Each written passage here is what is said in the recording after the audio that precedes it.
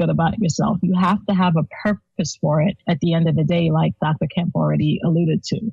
So somebody who wants to get into the actual research, adding to the body of work of emergency management, really promoting, and the career field of emergency management is relatively young, right? And so we're looking for that next generation of people coming out of school, getting their PhDs, and really doing the academic rigor and research for emergency management.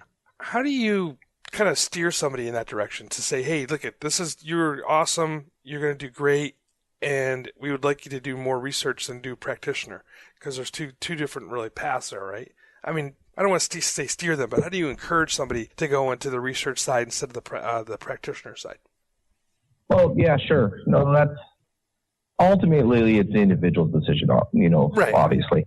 But when you're teaching courses, or even, all of our faculty at Capella are what I call, those pracademics. We're practitioners. So we have one foot in the practical field, either doing consulting or working for various agencies, and we all have that terminal PhD degree, most of us in emergency management. And while you're out in the field or in the classroom, you see signs of folks that are kind of, that you say, that person would be a great researcher, or a great, is a great practitioner, or that person really has the skills and ability to be, to teach or whatnot. You see those type of things. And you just have a conversation, and so informally you'll say, hey, have you ever thought about this and going down this practitioner field or this academic field, and then kind of lay it out, and this is where you kind of go, you can do with that degree, and I think you would be great, type of stuff, and let the chips fall where they may. Now, when people say that they want to go down that field, sometimes we're able to assist with, if they're taking their masters and whatnot, we're able to offer scholarship here and there and help encourage people down that. So, there's the informal way where you have that conversation, and sometimes we're fortunate to offer scholarships to formalize that for people. But ultimately, it's the individual's decision and what they want to do. Having those conversations is really, just opening up the eyes. A lot of times, it's interesting, Todd. I'll have a conversation. We'll say, hey, have you ever thought about, and people's eyes will light up. And they're like, I never really thought about it until you brought it up. And then I really started thinking about it. And just you believing in me got me thinking about it. And now I really want to do it. So it's really neat when that happens. But that's really how it happens. I was going to add a little bit to what was already stated. Before I became the dean, I was a chair in public administration. Before that, I was research faculty at Capella. And research faculty is an interesting space. It's kind of like the math professor. No one likes the research professor because you're the one that's tasked with telling them that what you want to do is not practical, or your methodology doesn't match your research question, or the data will never answer the question, and all those other things no one wants to hear, right? But what I encountered when we did our residencies, because we do have face-to-face interaction as we help learners to build their research, what I encountered were practitioners that struggled to think outside of the practical domain of what they did at work, and to be able to think that their scenario was not representative of the entire universe of how things happened. And so I found myself steering people in the opposite direction. And what I meant by that were individuals that were in a PhD program that I could already tell, because of their mindset and the way they were conditioned to thinking, they weren't going to be able to adapt to the more flexible mindset that you need to do a PhD. And I said, no, I think you really need an applied doctorate. And I would have to redirect them the other way. I think it's a special person that can obtain a PhD in emergency management. And hats off to Dr. Kemp, especially doing it so early in the field, because you have to struggle to figure out what are the questions that need to be answered, and how do you answer them to really extend the literature and not just answer the same questions that's already been asked. Right. And sometimes even figuring out what needs to be asked. And so I think right now we're probably at the crossroads where you almost need someone that's not a practitioner, who hasn't been in the field, to enter into the PhD domain, so that they're not already pigeonholed into a certain mindset. Does that make sense? It does, and that kind of goes back to this conversation. That kind of goes back to a conversation that I was on Facebook conversations, so as much as you converse there, in an emergency management chat that was going on. And they're bringing up PhD programs for emergency managers. And I was interested to hear some of what the people who were EMs were saying about PhD programs. And it kind of goes back to what you're saying. Some of them were like, oh, it's a little wishy-washy, or, some of them were kind of complaining, that some of the stuff they're talking about, didn't really make sense to them in a practical sense, and I think maybe that's because that we are, as a practitioner, we kind of go all over the place a little bit. That's just sort of what our job is. It's a really great job for somebody who has ADD, because every 30 seconds your job changes. But, that makes sense to that's the conversation that was happening over there, because as practitioners, we kind of do get set in our ways, and we kind of, it takes a while for us to get, the academic side coming to us and saying, okay, now we do agree with you. You talk about Dennis Milletti, and I've heard him speak, and we've actually had him out here in Orange County working in small group with us on communication. And it's amazing to listen to him speak, because he has the ability to take these grand research ideas and, as I say, dumb them down for those of us that are in the field to be able to grab onto and listen to and understand. And I think that what you're saying regarding some people as practitioners, really the research to them just doesn't make sense. And that kind of goes along with what people are saying.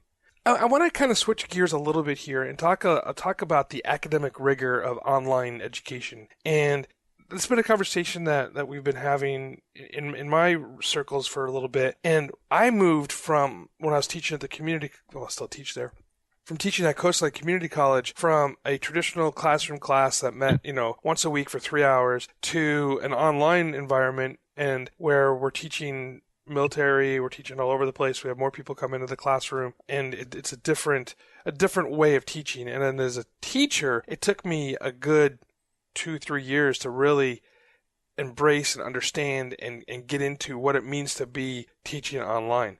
As an online PhD program and master's program that you guys have, how do you ensure the academic rigor for your programs? Well, Todd, I think that you're exactly right. In an online program, teaching online is different from teaching in face. Learning online is different from learning inside the classroom. That they're completely different. And some people can make the transition. Some people excel in the online environment. Some people excel in the traditional environment, both teaching as a student. But as far as ensuring that you have the academic rigor, it's really not that different than the traditional model.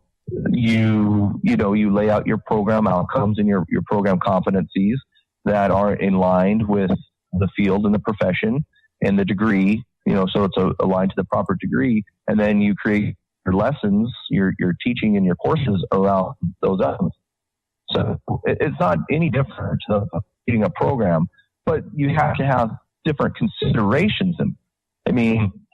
You have to, if you're talking about, how do we make sure that what I was saying is, if you're writing a paper in a traditional setting and versus writing a paper in an online setting, they're going to be graded the same. So there really isn't a difference in the rigor or what's expected on an environment versus a traditional environment.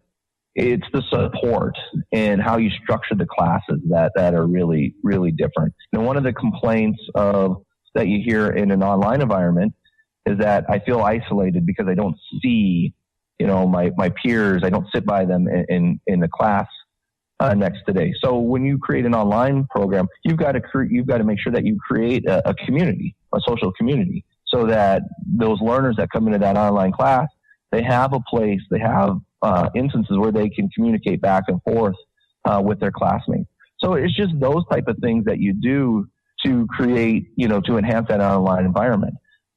But some of the benefits of an online environment that you may not get in that traditional environment is, we have students, that are the director of, I don't want to give anybody's positions away, but the director of said agency or the business continuity manager for such corporation or state director.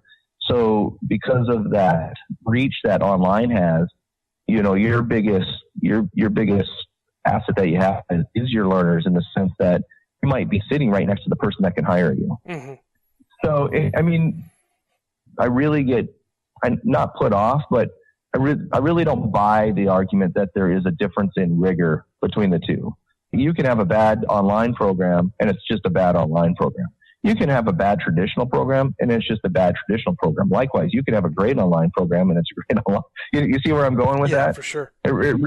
It doesn't, the format isn't there. It's the institution that's running the program. That's what's important. And if you know what you're doing, you gear the support that supports whatever traditional or online, you're going to be okay. But the problem that I see is that you have a lot of traditional programs that are moving into the online space, and they just haven't figured out that those support mechanisms that they need to support online learners, because they're learning. It's new. Good point, Michael, because that's what I was going to actually talk about, is that as traditional institutions move into the online arena, you have the problem with the faculty that are used to teaching online and haven't quite adapted the nuances of the difference. And so they want to do the same thing, a paper, a homework assignment, a quiz, and not saying that you don't do those things, but then that becomes really isolating, because you get a quiz one week, you have a homework assignment the next week, you have a paper the next week, and that's it. So they've just taken their syllabi from the face-to-face environment and dropped it online and want to do the same things, and not capturing the fact that you're not in front of this student or learner. So how is this person going to be engaged in this material without the dialogue? So I think I have heard that more and more traditional institutions are wanting to understand how you harness what's taking place in the lecture hall and put that online. So that they're doing these videos a lot of times and having recorded lectures. And I'm sure that probably a good percentage of those students don't ever listen to those recorded lectures, because could you imagine how they feel like, okay, if I was in class, I'd listen to this person for an hour, and now you're going to record them for an hour, and you think I'm going to sit there for an hour and listen to this. So the innovation piece is, I think, where the transition is starting to struggle. Whereas those of us that have been doing online for a long time, we've already captured that innovation piece. We already have virtual environments for our learners to play in and to act out real world scenarios, and then maybe write those up or discuss those or use it to alter how they create their final paper. So I think they do have a little bit of catching up to do. Not saying that one environment is better than the other. I'm not saying that for some people the state or traditional school is the right fit. For other people, a school like us was the right fit. But I think where we have an advantage is because this is all we've ever done. So we've pretty much captured how you deliver content in an online environment with rigor and while keeping learners engaged. What I think is cool about the online environment is that you could have somebody who's in Maine and having a conversation with somebody who's in California, and you get to learn the different aspects of what each area is doing, because it's really done differently in Maine than it is done in California or in Alaska or in Hawaii.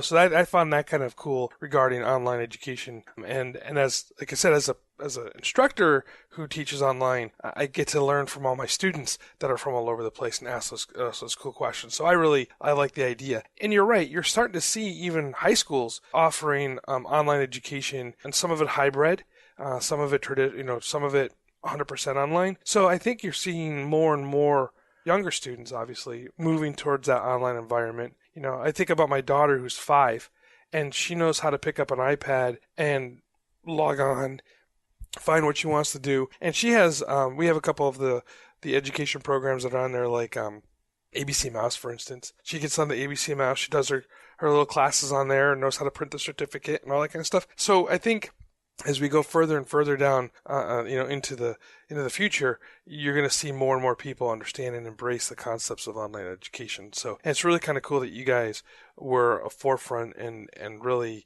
pioneer into that education.